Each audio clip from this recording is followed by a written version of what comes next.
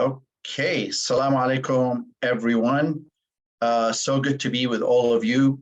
Wa'il Zayat, I am the CEO of a national organization called Emgage. We are dedicated to increasing Muslim American political participation and representation. We work year-round to turn out voters in key states, supporting local and national candidates for public office, and advocating for inclusive and just policies at home and abroad. In 2020, the Muslim community turned out over 1 million Muslim voters as part of a historic Get Out the Vote campaign. Since then, we have seen a historic number of Muslims run and win public office and receive appointments throughout the federal government.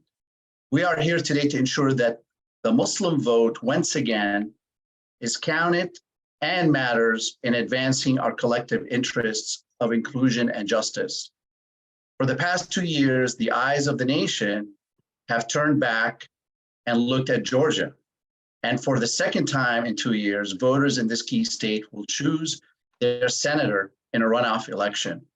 The outcome of this election is so consequential, since currently both parties have an equal number of seats in the Senate, with the vice president serving as the tiebreaker. What is at stake is whether bills and legislations and nominations can move out of committee or remain stuck as they have been over the past 2 years. And since the White House and the House of Representatives are now held by different parties, the outcome of this election could not be any more important. We believe that the Muslims of Georgia can be the difference makers if they step up. I'm pleased to be joined today by a number of incredible elected and civic leaders, including my friends, Congresswoman Rashida Tlaib, Congressman Andre Carson, and Attorney General Keith Ellison. We are also so excited to welcome the incredible Muslim organizations of the great state of Georgia, including CAIR Georgia, the Georgia Muslim Voter Project, Majlis Ashura of Metro Atlanta, The Table, and Voices for Muslims. These organizations are on the ground, working hard every day to mobilize voters and supporting candidates, including the amazing cadre of first-time elected who are joining us here today, and we're so excited to meet them and to hear from them. I want to thank my incredible team at Emgage, especially Aisha Ahmed and our organizing director, Mohammed Gula, for their efforts to help pull off this event, and our communications director, Emily Churchill, and all of you for coming together as a community to encourage Muslim voters to be counted and to be the difference makers that we know they can be. I'm so excited to watch this program, and I can't wait for the outcomes this Tuesday. Assalamu alaikum, and back to you, Aisha. Assalamu alaikum, everyone. Well, thank you for the intro. There's literally no time to waste for Georgia. When we talk about the best, the brightest in the country, the changing scene, this call is right here where it is, folks. So I'm going to start off with my fellow Hoosier brother, Congressman Andre Carson. We will be expecting Congresswoman Rashida Tlaib with us here soon, and many others. Congressman Andre Carson, where you at? Hello. Assalamu alaikum. Wa alaikum salam wa rahmatullahi wa barakatuh. Thank you to my fellow Hoosier, Sister Aisha Ahmed. We're so proud of you, and good to see Brother Wa'il and the Emgage family. Got to give a shout out to my old friend, who I'm so proud of, Congressman Keith Ellison, and my fearless, tenacious, and very tough colleague and sister, Sister Rashida Tlaib, and our strong elected officials in Georgia. Very proud. I spoke to her the other day. State Senator Sister Nabilah Islam. Got to give a shout out to State Senator Sheikh Rahman, State Representative Ruwa, who has her name tag now. We're proud of her. She's in a workshop, and State Representative Furooq Mughal. So proud of all of them. You know, the Georgia runoff election day is this Tuesday, with early voting opening now. And because of Georgia's Election Integrity Act of 2021, more commonly known as SB 202, voters need to have been registered before the general election day. So Senator Warnock has the extra challenge of mobilizing voters who may have been registered for the general election, but simply didn't vote. So thank you, Wael, and all of our partners for putting this incredibly important event together today. You know, Georgia is a very diverse state. My grandpa's from Georgia. And, you know, the last runoff, Georgia sent 2 Democrats to the Senate. And you can do it again. This election is about showing Georgians why they should take the time to go to the polls just weeks after they did already. And, you know, for some, it should be about why they should go to the polls now when they didn't go November the 8th. So we know that Muslim voices are very strong and our community is very proud and resilient, and we have to mobilize our brothers and sisters, our neighbors, our coworkers, our family members, not just those who share our faith, but everyone. What's good for the Muslim community is effectively good for Americans in many ways, especially those who have felt left out and disenfranchised. So Senator Warnock, I have to say and co-sign, is for the people. He is who the Senate needs. He's who Americans need. So we have a couple of days left to get out the vote. Your voice matters. I encourage us to vote. Jazakallah khair. Assalamu alaikum wa rahmatullah. Well, we won't let you go just yet. Just one follow-up question, Congressman Carson. Why are we back here again? Can you give us the larger scope of, you know, we turned out to vote on November 8th. Why are we here another few weeks later? Why were we here in 2020? What's so important this time around? What's so important, as we said before, you know, the states vary in terms of their electoral setup and their runoff laws. Georgia's a runoff state. Indiana is not. Some people are thankful for that. But I think the work that our partners have done and Emgage has done is so phenomenally important. When Rashida Tlaib told me about this, I spoke to Sister Nabilah, Senator Nabilah. We talked. I even spoke to the great attorney, Nafis Syed, who will be moving to DC soon, great jurist. And I spoke to Sister Aisha Ahmed, and I had to run the traps and say, hey, where's Emgage? They didn't let me know. I may have to hit up Muhammad Gula, because the work that you all have been doing in terms of registering voters, and this has been a part of our project, my project, I know Rashida's project and Key's project, has been to leverage the Muslim voting bloc in a real way that impacts change. I say you go to any major hospital, you'll find a Muslim physician. Go to a courtroom, you'll find Muslim attorneys and barristers. And that kind of political investment, that kind of investment in our communities is critically important as we debate healthcare, as we talk about laws, as we talk about infrastructure. Our voices have to be heard. Yes, it's important to raise up the plight of our Palestinian brothers and sisters. Yes, it's important to talk about what's happening in Yemen. Yes, it's important to talk about what's happening with Uyghur Muslim brothers and sisters. Yes, it's important to talk about our brothers and sisters in Tigray, in Eastern Africa and Western Africa. But we have to show a strong commitment to what's happening in the United States of America. And how do we do that? We have these kinds of forums to let the world know that we're here and our numbers are increasing in the American political landscape. Amazing. Thank you so much for that overview. I believe I see an appearance from Representative Rashida Tlaib. Could we just get a confirmation? I hope she's here. She told me about it. We got to get my sister on. Absolutely, absolutely. Well, thank you so much, Congressman Andre Carson. Just to keep the conversation moving forward, I'd love to invite some of our other speakers to also share some of their insight from on the ground and what the Georgia landscape looks like, what this runoff means for us all in these critical moments. So I'd love to invite a representative from Voices for Muslims to share with us a little bit about their great work that they do and what drives this work for your team. Imad, you gonna go or you want me to go? No, you go, Akhi. You sure? MashaAllah. Okay. Assalamu alaikum, everybody. Rahim Shafun Khail. And by the way, it's Voices of Muslims. So I want to make sure that, you know, we're saying it right. Absolutely. Voices of Muslims. Yes, Voices of Muslims. just to kind of give you some background, brief background, we started this whole effort in 2019, very end of 2019. And a few of us, including Brother Imad, my partner in crime, we got together and we came up with a plan, 5-year plan in terms of how we're going to get together and really kind of move into the direction that we need to be in. And fortunately, we had support from some key leaders in the community, and we moved on. And, you know, like I said, we came up with a plan, and the plan was just not to focus on the legislative branch, but also focus on the judiciary and the executive branch. So, you know, work with communities and work with, you know, Georgia Muslim Voter Project. I know I'm work with Shabina very beginning of the year, CAIR Georgia.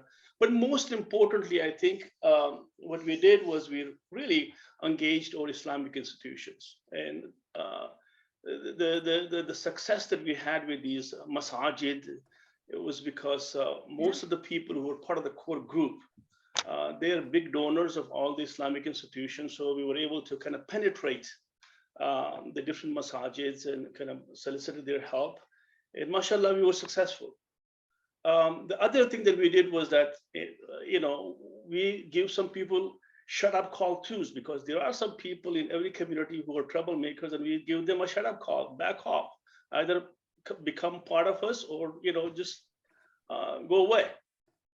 So it was not easy, but it worked.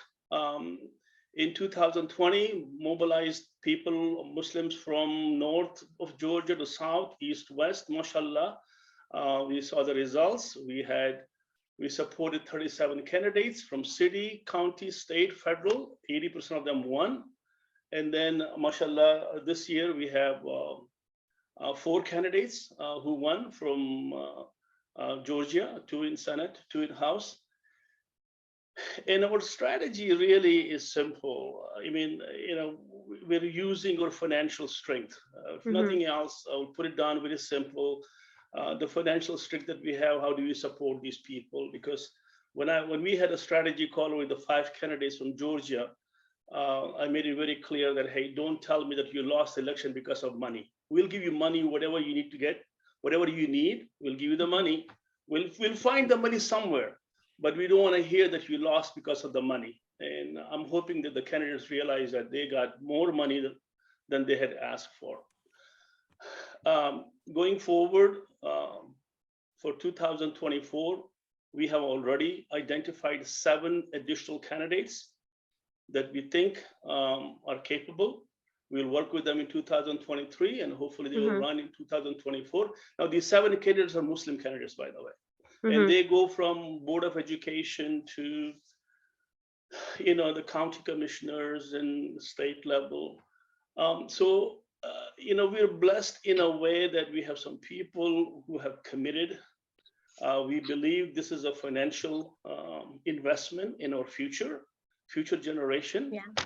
And I could not be any more prouder than, you know, because our community has stepped up. They have supported us every single time we asked them. And by the way, our national Muslim leaders, they would watch for it. Every time they have asked us, Georgia has stepped up to support them, whether it's Ilhan or Rashida, whether Andre, Keith, whoever that may be.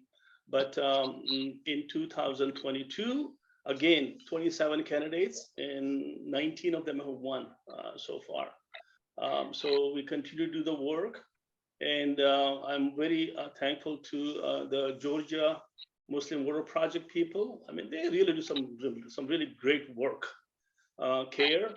And then, of course, all the masajid, they just play a significant role in us, you know, basically performing our activities.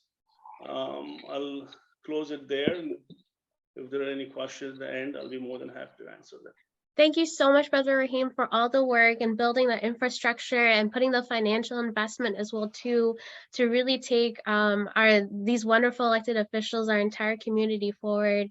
For folks who are watching with us, please use the Q&A function, the chat function, to send us any questions or comments you have as well too. If time permits, we'd love to get some live questions answered.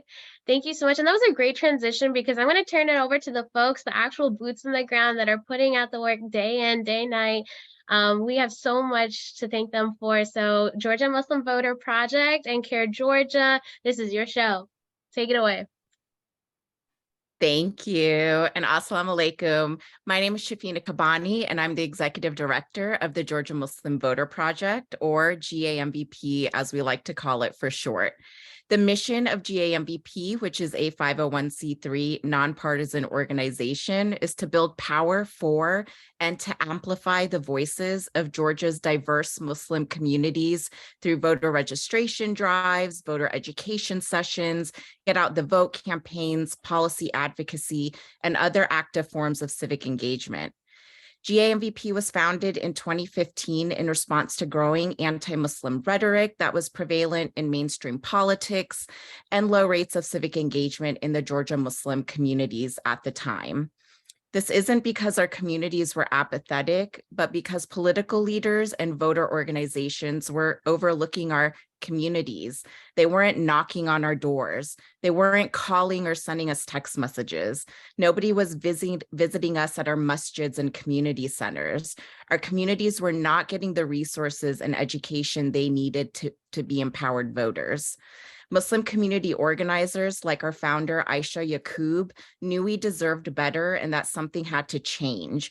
We needed to create an organization by Muslims for Muslims, and so Georgia Muslim Voter Project was born. If you're from Georgia, you may have seen us at your favorite local halal restaurant or masjid registering voters. You may have gotten a call or text from us asking you to go out and vote, or gotten literature in your mailbox. Maybe you saw us at the state capitol or at your local city council meeting advocating for voting rights. Our staff at GAMVP believes that through relational organizing, deep canvassing, and long-term leadership development, we can truly make change. In 2022 alone, GAMVP has registered close to 1,000 new voters, had close to 11,000 phone conversations, sent out 1.1 million text messages, knocked on hundreds of doors, and held over 30 education sessions along with 4 candidate forums in order to get out the vote. There are over 100,000 Muslims in the state of Georgia. And just to help you understand how powerful that is, I'll share a significant stat. The 2020 presidential election was decided in Georgia by a mere 11,779 votes, making the Muslim population 9-fold the margin of victory and a key constituency. Muslim turnout in elections has reached unprecedented levels, and we will work to ensure this continues for years to come. Georgia Muslims have expressed they want affordable health care, livable wages, student loan debt relief, and the power to make decisions about their own lives and bodies. It's critical that we make this heard through our votes on December 6th. Our communities are powerful, and our votes can make a difference. The years of organizing work on the ground by organizations like GAMVP and our partner CAIR Georgia, who you're going to hear from in just a moment, has not only increased voter participation, but has paved the way for Muslims in Georgia to have seats at the table where decisions are being made. 5 Muslims, as you heard earlier, ran for political office in Georgia this year. 4 of them won, and now Georgia has the 2nd largest number of Muslim elected leaders in the country. I'm now going to pass it over to Murtaza Khwaja, Executive Director of CAIR Georgia, to tell you more about the critical work his organization is doing on the ground and to open up a panel discussion with our Georgia elected officials. Thanks so much, Shafina. Assalamu alaikum, everyone. Murtaza Khwaja, I'm the Executive Director of CAIR Georgia, joining you from actually our nation's capital in Washington, D.C. We were just here for CAIR's National Council meeting. So glad to be here with you tonight. Shafina mentioned I'm the Executive Director of CAIR Georgia. CAIR is the Council on American Islamic Relations. We are the nation's largest Muslim civil rights group. And we are so proud to be on this panel today with our partners, the largest Muslim civic engagement group in Georgia, Georgia Muslim Voter Project. Now, Shafina talked about much of the work that we have done alongside Georgia Muslim Voter Project, but I do want to point out Georgia Muslim Voter Project has been the leading civic engagement group and remains the leading Muslim civic engagement group here in Georgia.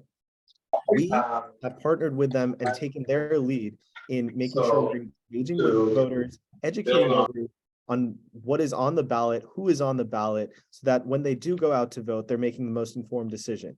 In addition to that, we saw after the 2020 election cycle, attacks on our institutions of democracy, particularly our electorate and our ability to vote. And so CAIR Georgia has been using our robust lobbying efforts and advocacy efforts at the state capitol, along with Georgia Muslim Voter Project, to combat that voter disenfranchisement and voter suppression that we're seeing happen. So without going into too many more details, I do want to welcome our incredible panel here, who are proud to work alongside at the state capitol.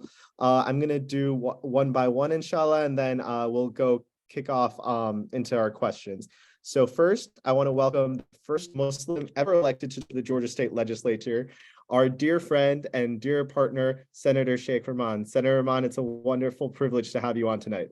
Assalamu alaikum. It's great to be with you all. You know, this is an honor of a lifetime to serve Georgia and to represent, as a Muslim at the capital. You know, I can't ask for anything more. You know, I'm just blessed. You know, that's all I can say. Alhamdulillah. It's great to see you again. I now want to introduce the first Muslim woman elected to the Georgia State Senate, Senator-elect, Senator Nabilah Islam.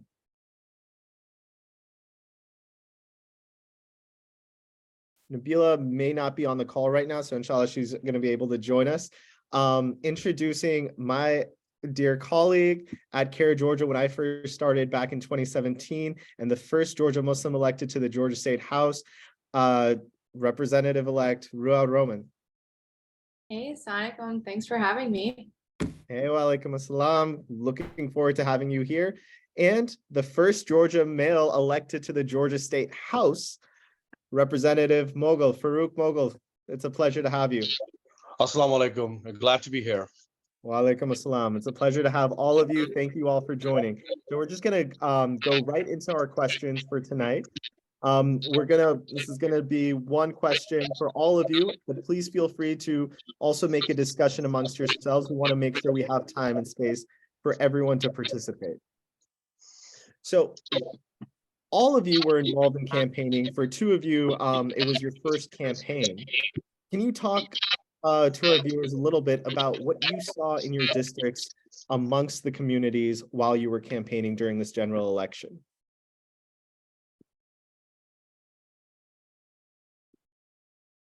And Senator Rahman, No, you're good.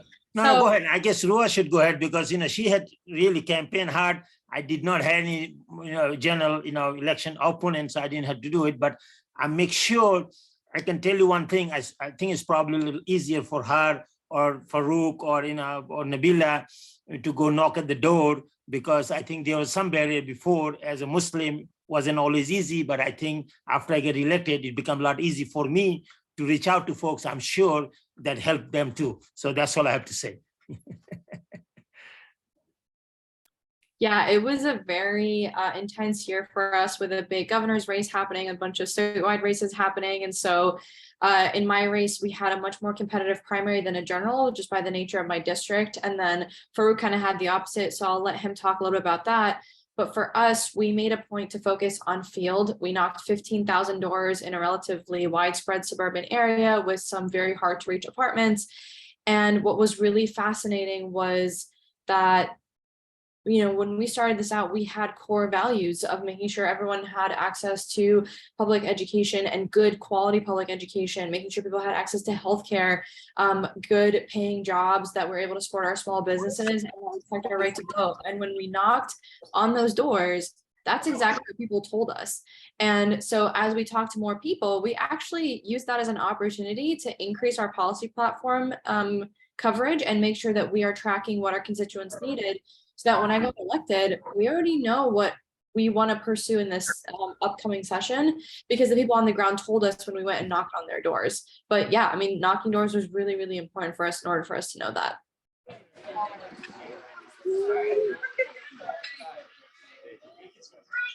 Furooq, same question for you too. I know you had a similar. Yeah, go ahead. So, knocking on doors was really, really great for us. We kind of feel we're battle tested because when all of us came into this election, we had an unfavorable rating, by, in Washington, President Biden. And then we have a very famous, governor who was doing basically had a higher rating. So we were already, in a very downturn that we had to literally focus on our local, knock on doors and local messaging. And, my campaign did a great micro targeting of really looking into the American Muslims in the district. We really looked into, the Hispanic votes, the Black votes. And so we were very, very, we're very focused on micro targeting. And I believe that's how we won, because we focused with our local issues and local leadership. Alhamdulillah, that's very, very key insight. So thank you for sharing that. I believe we should also have Shafina on the panel. I'm just making sure we're able to add her. In the meantime, I do want to just add that alhamdulillah, there she is. Thanks for joining us, Shafina. Of course. So moving on to our next question.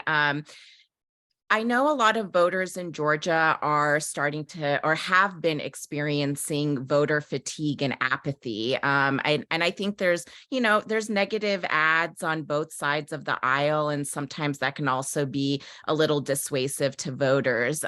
What differences are you seeing between when you were running and campaigning and getting out the vote for the runoff? And how can we combat voter apathy and make sure people are going to the polls?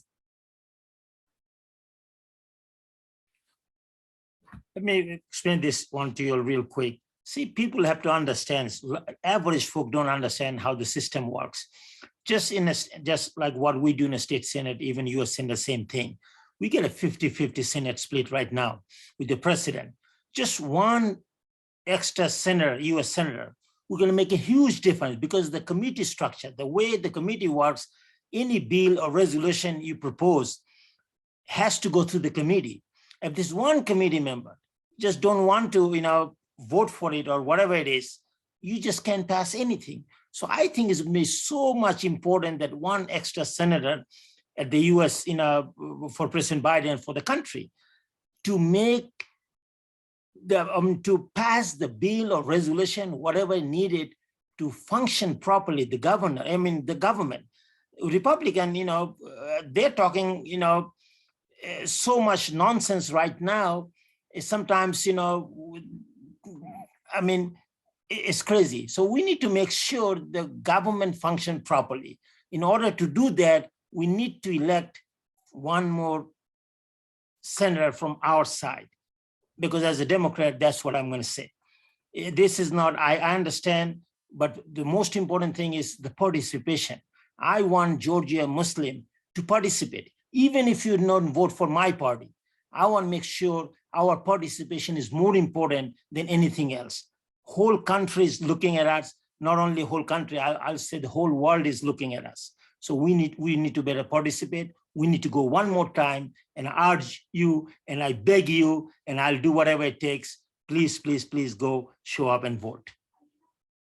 I really, to kind of go off of the importance of the Muslim vote, and I like the question about voter fatigue, because what we're actually seeing is that there is a good chunk of voters coming out this time that didn't vote in the general, but are voting in the runoff. And I think that goes to show that people still thought their vote didn't matter.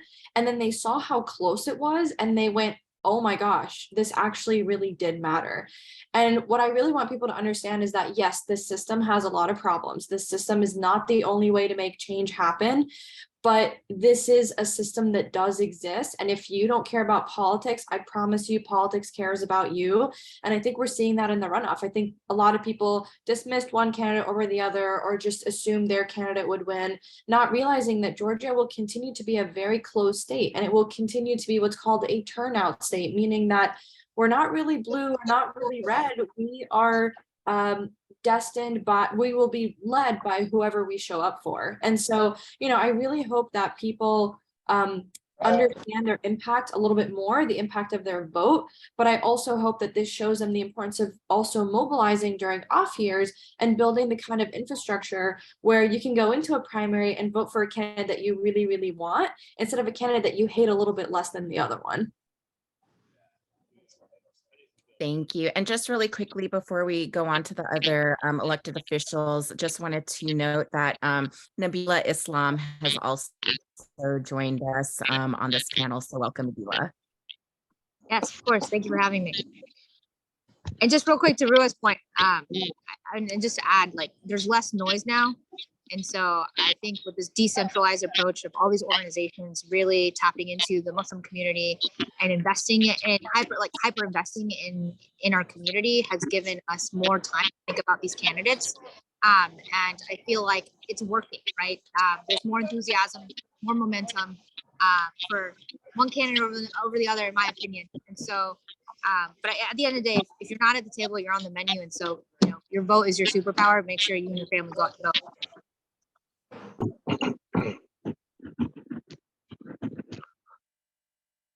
So I have a different theory. I think what works is messaging. You have to understand and let people know how the function of a US Congress or function of a state legislatures. End of the day, I mean, let me be very partisan. We're all Democrats. If Democrats don't win, we don't win. It's as simple as that. So from my perspective, reaching out to the American Muslim voters, we canvassed for Warnock, Senator Warnock on Saturdays and, Fridays. And so I can tell you what messaging is very important for us. Talk to them about student loans. We need to talk to them about infrastructure money that's coming to the state. Foreign policy is so important for us. And one of the things that when I was talking to some folks in Washington, D.C. were telling us that, when we get 51, 52 seats, we bypass a lot of Republicans with political appointments. Because we did not have the majority before, we had a lot of American Muslims who lost their political appointments in a senior ranking position at the White House, or with the State Department and Department of Defense, because we had Republicans. So you have to let them know the messaging and the importance of why we are fighting and why we are telling them to go out and vote. Thank you so much for that, Furooq, and to all our electeds. I do just want to add again for CAIR Georgia and Georgia Muslim Voter Project, we are 501c3s. We are nonpartisan. We understand there are electeds here that would like to see their party either gain seats or whatnot, but our organizations do not endorse any of those views or sponsor any or endorse any particular candidate. What we want to see is our community go out and have their voice heard, just like they did in the general, where they elected elected 4 Muslim elected officials, and just like they did in 2020 when we saw record turnout during both the senatorial runoff and the general election back then as well.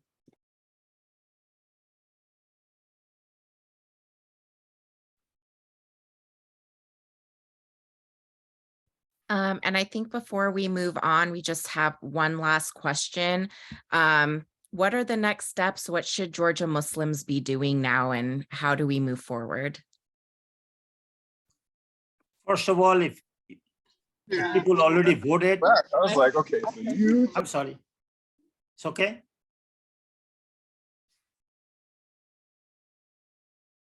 Go ahead. Oh, okay, I'm sorry. So first of all, if somebody already voted, that's great. But Tuesday, we need to make sure, don't take anything for granted. If anybody listening to this program right now, make sure that all your friends and family, relatives that you think, just call them, make sure they already voted.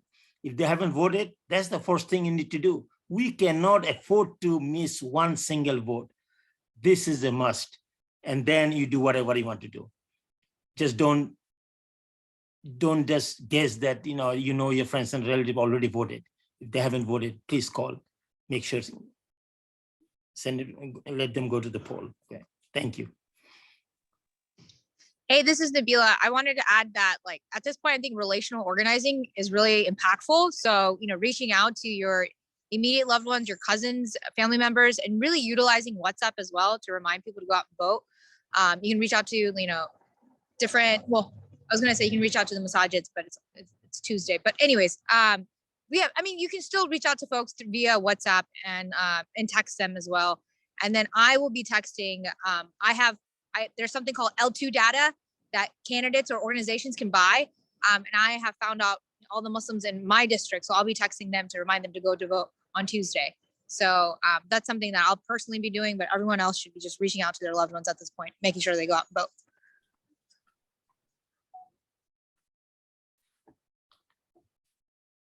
So I will say, echoing what everyone said, relational organizing is so important because so Georgia flipped as a state by an average of 150 votes per county. So don't let anybody convince you that your vote does not matter. Even if you just text or call 5 people to get them to vote, that is literally history making, and we are a perfect example of that. The second thing is take a break and rest. I don't think we talk about that enough in these spaces. It's really important that we rest and recharge ahead of, the next year when Georgia is now expected to be one of the first battleground states for the presidential primary. And so what that means is you rest. And then, by the way, before that presidential primary, we also have a legislative session coming up. So find out who your state representative is, find out who your state senator is, and start building that relationship, because your local representation impacts you so directly. Even though there's like federal laws that impact us and things like that, at the state level, we actually determine how those, for example, federal funding is allocated. And so make sure that you find out who your state representative is, your state senator is, and follow along during the legislative session. It's only 40 half days between January and April, because then that's how you build policy. And so you keep building on that and you keep going through that cycle, because voting is absolutely important, but it is one of multiple tools that we have to make change happen in our country. I would echo, everyone what they said, and I'll say that again. Community engagement is such an important issue. This is how we elected, 4 of our American Muslims in Georgia. Leaders like brother Imad Sabat and brother Rahim Shah has put the seed in the community where our voices have become so important, and then people actually see us as a part of a constituency. And we need to continue on that engagement. Now, all 4 of us are going to be super busy with a legislative session. We're freshmen, we're learning a lot. And we'll be sharing our knowledge of the ups and downs and what we need to do when we come out of session. But for our community, Ruwa, Nabilah, Senator Rahman, they're all right. I think community engagement is going to be absolute for us, so that we solidify our seats, for 4 years, 6 years, and 8 years, so that we can make a greater impact in Georgia. Thank you so much to our state senators and representatives for joining us for this conversation today. Please, if you're in Georgia, go on December 6th. Expect long lines, be prepared, but if you're in line by the time the polls close, it is your right to stay in line and vote. Follow GAMVP on Twitter and Instagram for voting resources. We'll be posting resources leading up to elections and all day on election day. And please also follow our partners, CAIR Georgia, at CAIR Georgia Official. Thank you. Thank you. Thank you, everyone. Congratulations for all of our newcomers. Thank you for your service. I hope everyone was taking notes. There is no guidebook or right or wrong way to winning in the movement world. So these folks are our pioneers. I really hope everyone's taking notes. And speaking of pioneers, I'm going to turn it over to Congresswoman Rashida Tlaib, who knows a thing or two about such work. Thank you so much for joining us. I'm so sorry for technical difficulties. You're amazing. Please tell us what does this moment mean for us? What does Georgia mean for the entire national Muslim community? I mean, tell us whatever you'd like, really. First of all, assalamu alaikum to Georgia and to every single person that won for your courage of running. And all of you have really exposed our faith in such a profound way that after we take care of our homes, we take care of our neighbors. And again, I want people to think of our Muslimin community all across the country, that we are not an isolated community. When we see a need, we really are feeling this pushed and desire to, serve others, especially those, again, among us that are the most vulnerable. So I just really thank you again so much. I know for many of you, I've always pushed the power of direct contact, and this is where you all come in. I know Ahmad's heard me say it, Brother Raheem's heard me say it, everyone's heard me say it, that we can all continue to talk to each other, but the fact of the matter is our own backyard is waiting for us to text them, to send them a message, to tell them that even if they don't want to vote for themselves, vote for the neighborhood they live in, vote for the issues that are important to them. One thing that I want, from Congress to all levels of government to know is Muslims are not going anywhere. We've been here and we're not going anywhere. If anything, we're going to be making sure that we're involved and directly, not where we're just voting, but we're also making sure that people among us in our own community is running for office as well. And so it is something that we can do, again, with the power of all of us, making sure that we show up. And one thing that I know, when I was going door to door, and all of us have these amazing stories going door to door, and it's the thing that I mostly love to do when I'm running for office. And it's interesting to hear people as you go through, they're like, oh, you're Muslim, I'm like, yeah, I'm Muslim. And then they'll ask some very particular questions, especially, and it really makes my heart melt because they feel comfortable to ask. But they'll say, oh, my doctor is Muslim. This is Muslim. I just hope one day I'll knock on the door and they'll say, oh, my council member is Muslim, because that would be really amazing. And so inshallah, that will happen one day.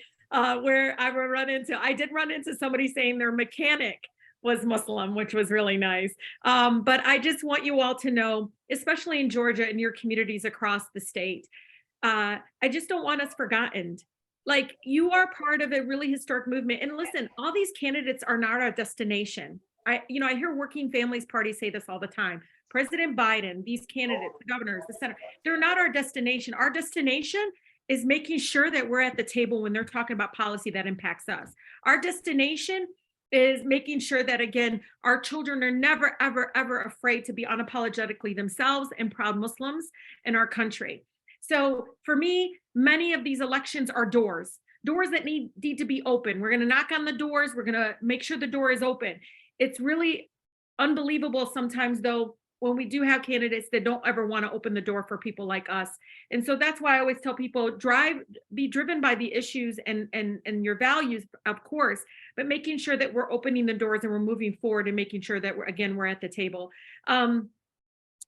Don't forget that, and again, being the eldest of 14, mashallah, my brothers and sisters wait for me to text them the slate. I do a slate for my family. My mother, I have to actually put her physically in the car and I have to take her. All these things to know. I know we're all organizers, and I love that Senator Rahman is saying, we got to do self-care. I love that generation because they're always centering on self-care. I never did at that point, and I burned myself out constantly. But at the same time, I just know this. We always forget about our own backyard, meaning our own family, our own network of people, that if we texted and said, hey, did you vote? Make sure you vote. I'll tell you, a lot of folks sometimes really, it's not like they don't think it matters. They think, other people are doing it, so it's okay. Oh, my cousin did it. She voted. And as if like somehow that's enough. No, it isn't.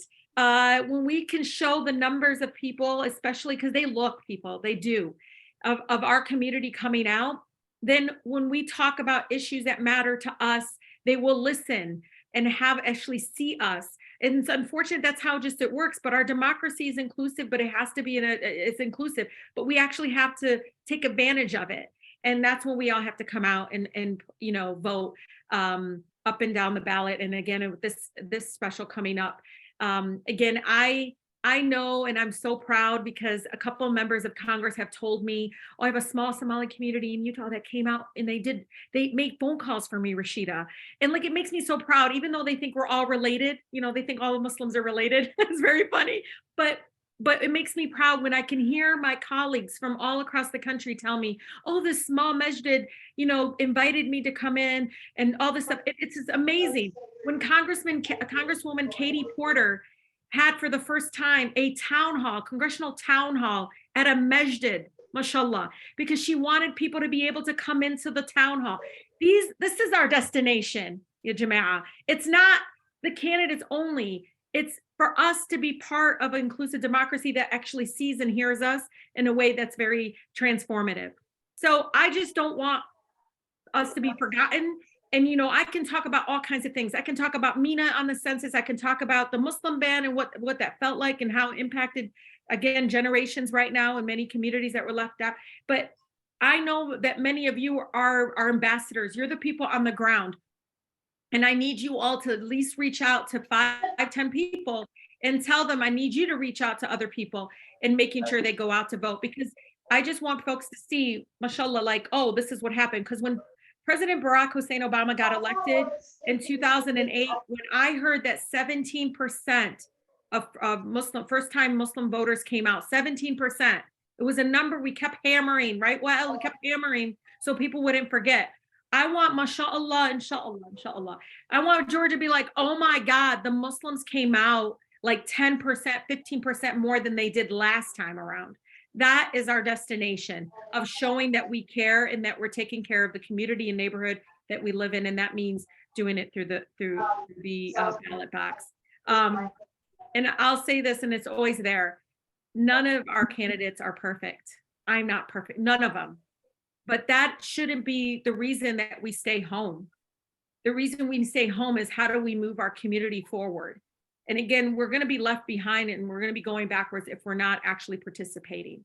And no matter where you stand, you voting actually impacts our communities, our schools, where we live, everything. So I just think, you know, all the partners, all the nonpartisan organizations that come together, because your nonpartisan work is important. Much of what you do educational wise, even for my mother, who alhamdulillah, she has like straight ticket. She can do straight ticket if she wanted to, right? You all might not, you guys don't have that, but those are things like, even for her to understand, oh, the judges, you got to turn the ballot measures, all those things. And I know Georgia's not handling that right now, but you all are, again, incredibly important in that nonpartisan work of educating people, the how part, right? Of how to actually vote. So thank you for that. And I'll leave you guys with this. You know, when I say destination, I just still remember this 8-year-old girl coming up to me and saying, you know, she wanted to be like me. And I told her to run for president and she goes, uh-huh. But I still remember Brother Rahim's granddaughter coming up to me, and I still get tearful because I still have the bag. She came up to me and she had this bag as a recycle, like a bag, cloth bag. And there was change in it. There was change. I'm not joking. There was like change in it. And she came up to me and she sold ice cream and gave me $11 in money and change or something. Was it $11, Brother Rahim? It was $11 or something in change. I still have it deposited because it's so special to me. It sits right behind my desk and it's a bag of this money. And this little girl who probably never would have participated in our democracy or did any of that, she went door to door in her neighborhood and sold ice cream to come and support my reelection. That, my brothers and sisters, is our destination of being able, again, to inspire and to make people feel like they belong, because they do. And again, Muslims are not going anywhere. And I'll show you, Georgia, you can prove it to them this coming Tuesday. So thank you so much. Jazakallah khairan to all of you. Assalamu alaikum. Aisha. Thank you so much, Congresswoman Rashida Tlaib. Brother Rahim, we just have to get through to a couple of our other partners. Would love to take some questions here shortly. I want to make sure that Rashida stay for my question. That's all. Thank you so much. Inshallah, Brother Nadim Ali from the Majlis Ashura, the Metro Atlanta area, we'd love to hear from you as well too. Thank you again, Congresswoman Rashida, for giving us that forward picture, that vision that we're shooting towards and building towards.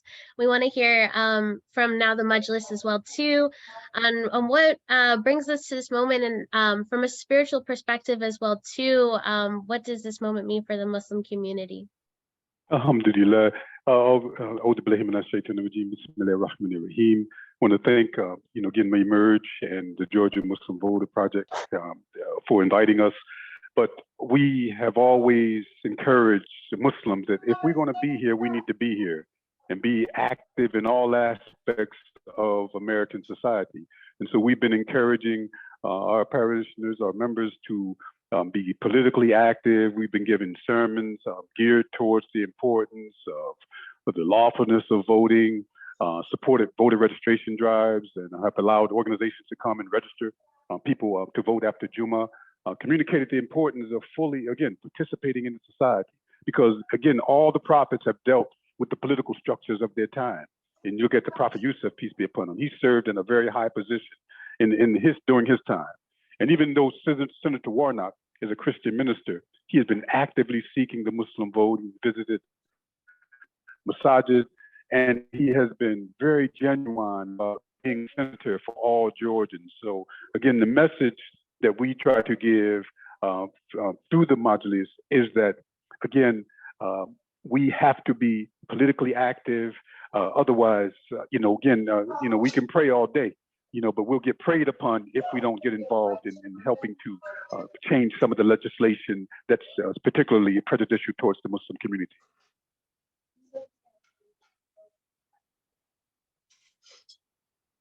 Thank you so much, Imam Ali.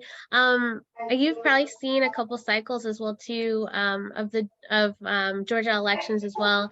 What inspires you to see how far our communities come?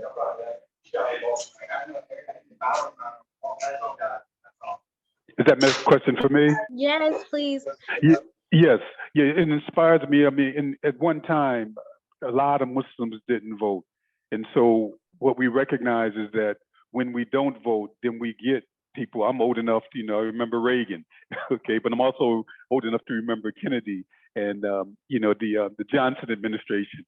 And so we recognize that the importance of voting, because you'll say Muslims say, oh, all of them are crooks. No, as Representative Tlaib said, that nobody's perfect, but we have to pick the best people to represent our interests. And then once we get people in office, as one of the presidents said when he was confronted in the 1940s, he said, that's what you want. Make me do it. We have to demand from our elected officials. And so as Muslims, again, we have to be, as Malcolm X said, Al-Hajj Malik al-Shabazz said, he said to don't just vote about voter registration, but we also have to engage in voter education. And so as the Prophet ﷺ said, that one learned worshiper is harder than the devil than 1,000 ignorant worshipers. So we have to be educated politically as well. Absolutely. Thank you so much, Brother Ali, for your time and for sharing some wisdom with us as well too, to keep us grounded. And last but not least, I'm so thrilled to introduce Brother Muhammad Mazuri from the Table, which is a national network of political donors and capacity builders and movers and shakers. Thank you so much for joining us, Muhammad. Thank you, Aisha. Assalamu alaikum, everyone. I want to just start off by saying that, yeah, nobody's perfect, for sure, but no politician is perfect, and they never will be. There will never be such a thing, even though I think I'm definitely partial to all the Muslim elected officials that we've been able to, successfully get elected over the last few years as a community. What I want to say is that for a very long time, Muslims have been on the menu. We've been an afterthought in public policy, and we've been under attack, and we are currently under attack around the world by right-wing nationalists. And so, but we've also seen the massive difference that it makes for our community here in this country when people get elected from our community and when we vote. These last 6 years, the reaction we had to a president that came after us directly was incredible. We rallied first, but then we organized and we never stopped organizing. And because we did that, politicians do pay attention.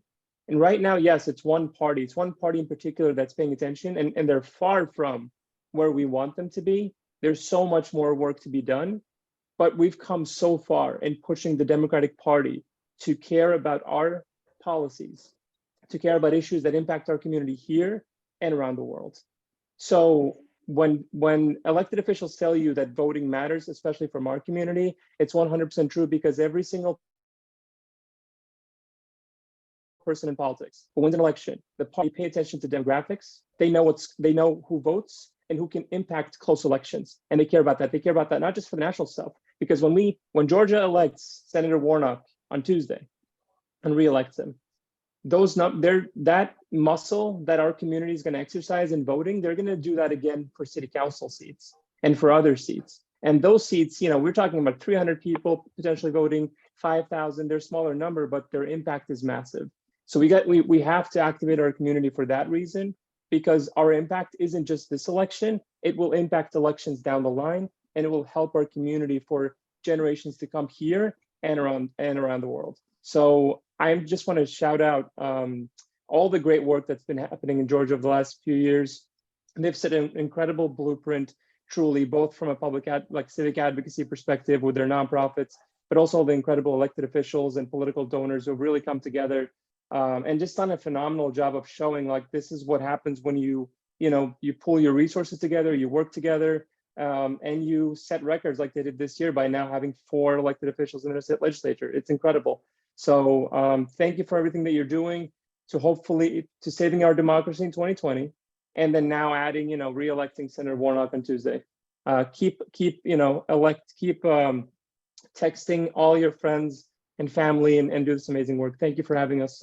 Thank you for all the co-hosts for organizing this today. Thank you so much, Mohammed. Thank you everyone for the great conversation. I had promised that I would come back to a question from one of our panelists, and then inshallah we can close shortly after. Thank you everyone for your time, and make sure you're texting away too in these last few minutes. Actually every day until election day. But Brother Rahim. Sister Rashida, I love you for the sake of Allah. And Eddie talk about you every time we talk, every time. From Georgia, you ask us, more participation. I can, inshallah, we can promise you that 2024 we will have more Muslim candidates than what we have today. I'm very confident that we will have more people.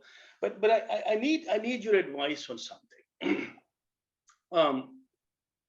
MashaAllah, Muslims are participating, and when I look across the country, most of them are young Muslim participating, winning.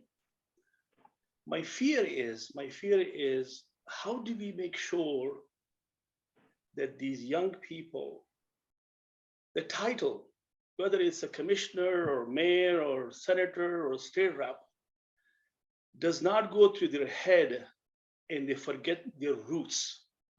They forget the communities who have supported them, the people who have, worked very hard for them, because it tends to happen. I mean, we can give them advice and all that, but I think we just don't have the political maturity to help them understand that, hey, look, it's only 2-year cycle.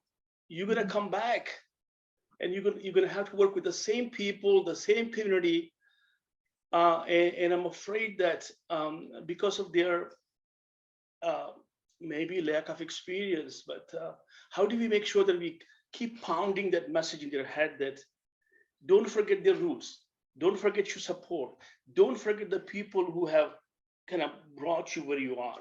Yeah. So it's just not for one state, but across the country. When I look at, we have young people, and they need some grooming, some development, so that they get reelected, and hopefully they move up and up and up.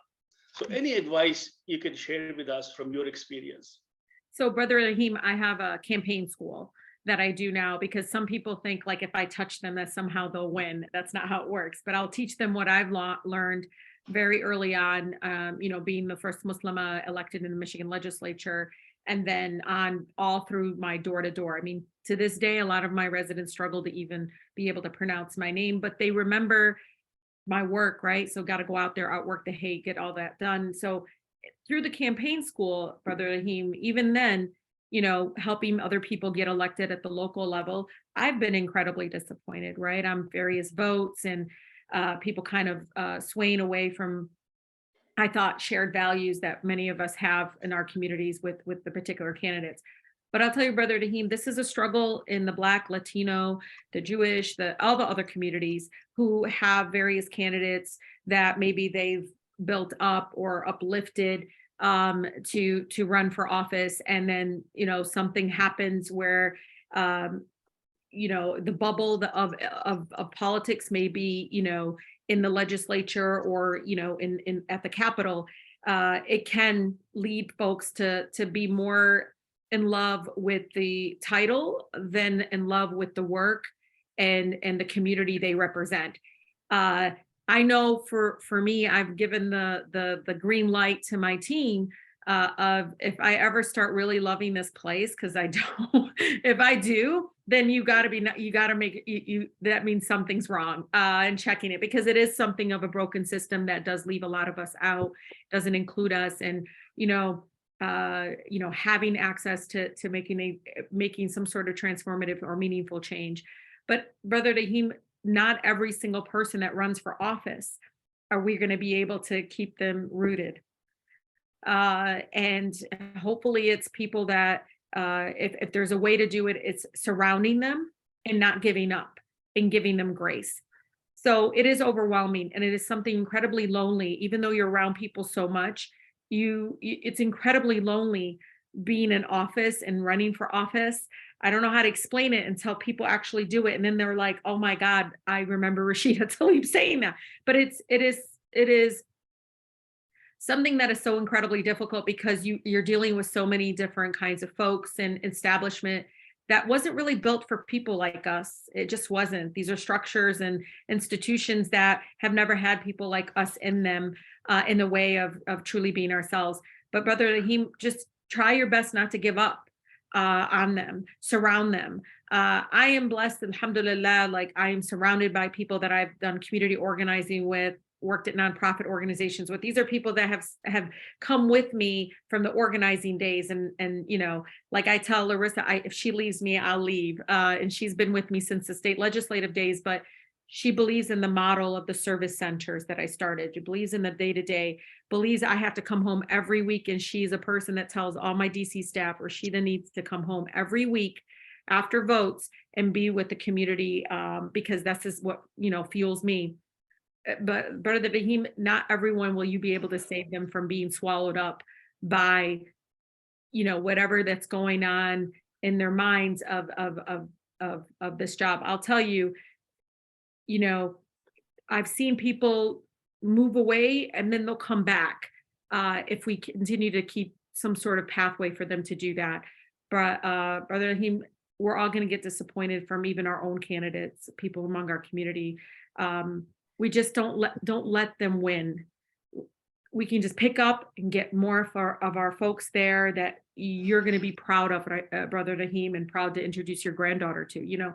So just know that we can't have them all. But that's why I think the best candidates are the ones we recruit, meaning the ones who wake up and say, I want to run for office, are the ones that scare me the most. It's the ones who I had to get asked 7 times to run for office. I asked Nada El Hanuti in Michigan, she should run for office. She better run again.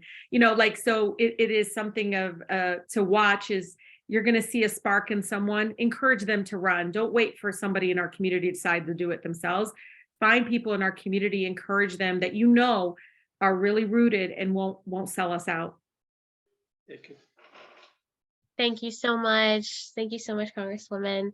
And thank you all for being here with us today, rallying, texting, reaching out to folks, taking notes. As you can see from the conversation, the unity and community will take us far, inshallah. So let's get out together and let's show folks what this community is made of. And thank you so much for everything you've done. And we'll catch you soon, inshallah, and better election days as well to come. Thank you so much, everyone. Have a great night. Assalamu alaikum.